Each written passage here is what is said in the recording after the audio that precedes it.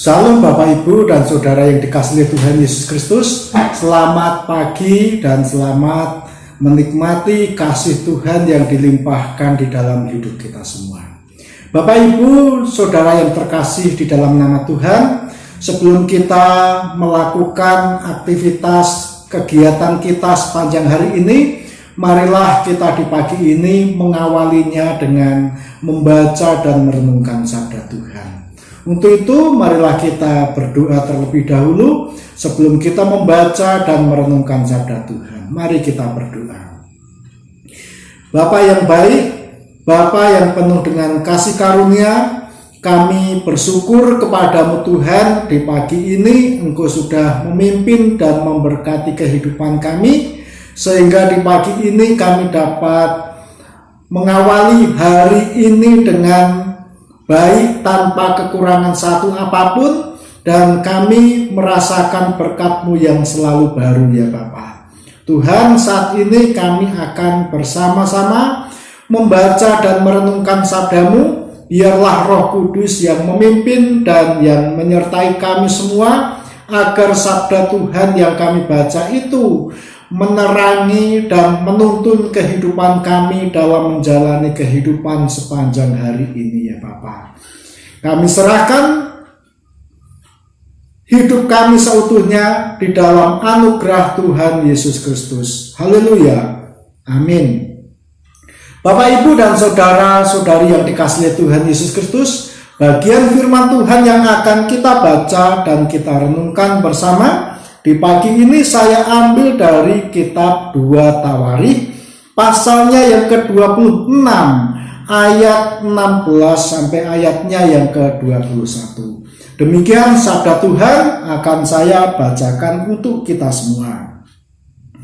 Setelah ia menjadi kuat, ia menjadi tinggi hati sehingga ia melakukan hal yang merusak.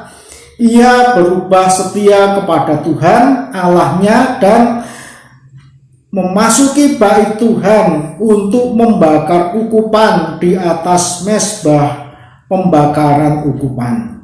Tetapi Imam Azaria mengikutinya dari belakang bersama-sama 80 imam Tuhan, orang-orang yang tegas. Mereka berdiri di depan Raja Uzia dan berkata kepadanya, "Hai Uzia, engkau tidak berhak membakar ukupan kepada Tuhan.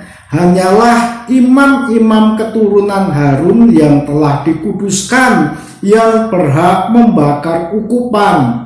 Keluarlah dari tempat kudus ini, karena engkau telah berubah setia.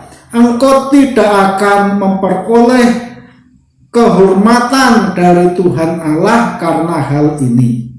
Tetapi Uzia dengan bokor ukupan di tangannya untuk dibakar menjadi marah, sementara amarahnya meluap terhadap para imam. Timbullah penyakit kusta pada dahinya di hadapan para imam di rumah Tuhan dekat mezbah pembakaran ukupan. Imam kepala Azaria dan semua imam lainnya memandang kepadanya, dan sesungguhnya ia sakit kusta pada dahinya. Cepat-cepat mereka mengusirnya dari sana, dan ia sendiri tergesa-gesa keluar karena Tuhan telah menimpakan tulah kepadanya. Raja Uzia sakit kusta sampai kepada hari matinya, dan sebagai orang yang sakit kusta, ia tinggal dalam sebuah rumah pengasingan karena ia dikucilkan dari rumah Tuhan. Dan Yotam anaknya mengepalai istana raja dan menjalankan pemerintahan atas rakyat negeri itu. Berbahagialah setiap orang yang mendengar sabda Tuhan dan yang memelihara sabda Tuhan di dalam kehidupan kita setiap hari. Bapak, Ibu, dan Saudara yang dikasihi Tuhan Yesus Kristus, pernah ada seseorang yang datang kepada hamba Tuhan. Seseorang tersebut minta didoakan. Pak Pendeta, mohon didoakan saya. Saya ingin mendapatkan suatu pekerjaan agar kehidupan saya dan keluarga saya semakin baik. Tentunya suatu permintaan itu adalah suatu permintaan yang sangat wajar, dan hamba Tuhan tersebut mendoakan orang yang datang kepadanya pada saat itu. Ia didoakan agar Tuhan memberikan suatu pekerjaan, agar kehidupan keluarganya dapat mengalami suatu perubahan secara ekonomi dan keluarganya supaya semakin sejahtera. Didoakan beberapa kali, didoakan oleh hamba Tuhan tersebut. Lalu dalam perjalanan selanjutnya Tuhan menjawab doa orang tersebut. Lalu orang itu datang kepada hamba Tuhan. Pak Pendeta, terima kasih Pak atas doanya. Berkat doa Bapak dan Tuhan menjawab doa itu sehingga saya mendapatkan suatu pekerjaan, sehingga kehidupan ekonomi saya dan keluarga semakin membaik. Nah, setelah itu hamba Tuhan tersebut juga mengatakan, ya puji Tuhan, ketika Tuhan menjawab doa kita dan Bapak mendapatkan suatu pekerjaan yang baik. Saya juga ikut senang mendengar kabar itu, kata hamba Tuhan tersebut. Nah, Bapak, Ibu, dan Saudara yang dikasihi Tuhan Yesus Kristus, lalu di dalam perjalanan selanjutnya dengan pekerjaan yang ditekuni Bapak tersebut, ia giat sekali merespon pekerjaan yang ia dapatkan itu melalui doa yang sungguh-sungguh ia memohon dan ia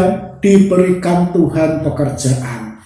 Namun di dalam perjalanan selanjutnya, ketika ia menekuni pekerjaan itu, ia lambat laun fokus kepada pekerjaan itu, bahkan ujung-ujungnya ia semakin meninggalkan persekutuan. Ia lebih condong kepada pekerjaannya itu, bahkan akhirnya ia melupakan persekutuan dan lebih fokus kepada pekerjaan yang ia dapatkan itu. Nah, Bapak, Ibu, dan Saudara yang dikasihi Tuhan Yesus Kristus, terkadang ketika kita meminta sesuatu kepada Tuhan dan ketika permintaan itu dijawab, kadang apa yang dimintakan kepada Tuhan dan dijawab oleh Tuhan membuat orang kadang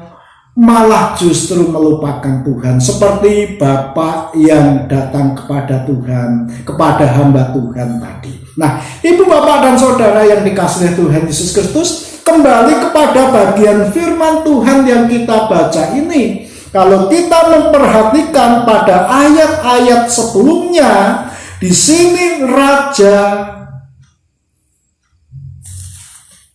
Yehuda, yaitu Raja Uzia. Raja Uzia memerintah di Yehuda selama 52 tahun.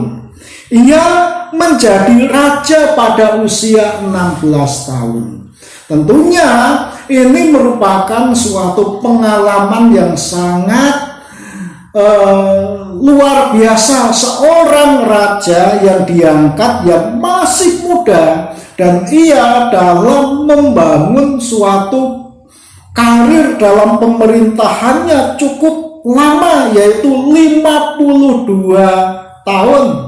Bahkan di dalam pemerintahannya ia juga sebagai raja yang kuat di sana, dan ia melakukan apa yang baik di mata Tuhan pada awal-awal pemerintahannya. Nah, ibu, bapak, dan saudara yang dikasihi Tuhan Yesus Kristus, melakukan apa yang baik di mata Tuhan pada ayatnya yang ketiga pada pasal ini. Nah, ibu, bapak, dan saudara yang dikasihi Tuhan Yesus Kristus, seiring dengan waktu yang terus berjalan, ketika ia terus mencari Tuhan di dalam pemerintahannya, ia mendapatkan penyertaan Tuhan, sehingga ketika ia mencari Tuhan di dalam hidupnya, Tuhan membuat segala usahanya berhasil pada ayatnya yang kelima pada pasal 26 ini. Tuhan memberikan suatu keberhasilan, Tuhan memberikan suatu kekuatan. Bahkan kalau kita perhatikan pada ayat-ayat selanjutnya, pada ayatnya yang ke-6 dan ayatnya yang ke-7, musuh-musuhnya bangsa Filistin juga dikalahkan oleh raja yang masih muda ini, karena di sini Tuhan yang menyertai, Tuhan yang memberkati, Tuhan yang memberikan keberhasilan pada Raja Uzia ini. Nah, ibu, bapak, dan saudara yang dikasihi Tuhan Yesus Kristus, namun kalau kita lihat pada ayat-ayat selanjutnya, terkhusus pada ayatnya yang ke-16 sampai ayatnya yang ke-21 ini, kita melihat suatu keadaan sikap yang berbalik dari Tuhan yang dilakukan oleh Raja Uzia ini. Di sana dikatakan, setelah ia menjadi kuat, ia menjadi tinggi hati sehingga melakukan hal yang merusak. Ia berubah setia kepada Tuhan Allahnya dan memasuki bait Tuhan untuk membakar ukupan di atas mezbah pembakaran ukupan. Nah, ibu, bapak, dan saudara yang dikasihi Tuhan Yesus Kristus, terkadang ketika manusia itu meminta sesuatu dan permintaannya itu dijawab dan ia berada di dalam puncak kejayaannya, terkadang manusia sering lupa diri. Seperti Raja Uzia ini, ketika ia menjadi besar, kekuasaannya semakin kuat, pasukan dan kota Yerusalem yang dipimpinnya juga semakin kuat, maka di situ ia tinggi hati. Ia menjadikan dirinya berubah setia kepada Tuhan. Bapak, ibu, dan saudara yang dikasihi Tuhan Yesus Kristus, ketika ia berubah setia kepada Tuhan, ia melakukan apa yang jahat kepada Tuhan, dan ia tidak menghormati Tuhan lagi, dan ia juga tidak menghormati kekudusan Tuhan, maka ini adalah tanda-tanda akhir dari kejayaannya itu akan selesai. Nah, ibu, bapak, dan saudara yang dikasihi Tuhan Yesus Kristus, di sini yang terjadi pada Raja Uzia, ia semakin tinggi hati, tidak menghormati Tuhan lagi, bahkan tidak menghormati kekudusan Tuhan lagi. Dan pada ayatnya yang ke-19 sampai ayatnya yang ke-20, ketika para imam-imam yang menyertai dia mengingatkan dan menegur akan kecerobohan dan juga sikap yang tidak menghormati Tuhan yang dilakukan oleh Raja Uzia ini, ketika ia diingatkan, maka ia justru semakin marah kepada imam itu. Ia tidak menyadari bahwa ia telah jatuh dan ia melawan Tuhan.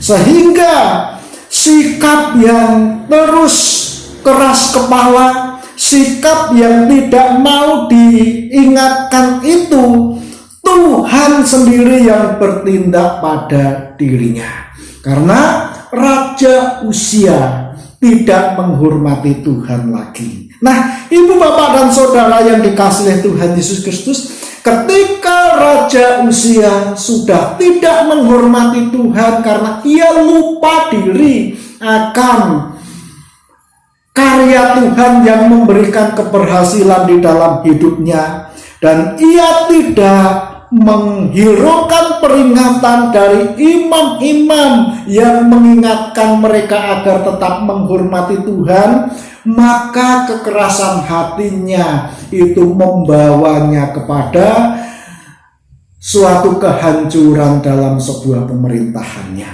Di sana dikatakan pada ayat-ayat selanjutnya, pada ayatnya yang ke-21, ia jatuh di dalam masa pemerintahannya. Ia mendapatkan suatu hukuman dari Tuhan, dan ia mengalami suatu penyakit kusta yang mengerikan pada dahinya. Lalu ia diasingkan dan tidak boleh memasuki bait Allah. Bahkan pemerintahannya pun juga harus dilanjutkan oleh orang lain, karena ia harus diasingkan dari hadapan umum orang-orang Yehuda pada waktu itu. Nah, ibu, bapak, dan saudara yang dikasihi Tuhan Yesus Kristus, melalui kisah ini mari kita menyadari bahwa segala keberhasilan di dalam hidup ini itu bukan karena kekuatan, bukan karena kehebatan kita, tetapi semua keberhasilan di dalam hidup itu karena kuasa dan penyertaan Tuhan yang membuat kita itu berhasil. Kita itu lemah, tetapi Tuhan yang kuat, yang menopang, yang menjamin keberhasilan di dalam hidup ini.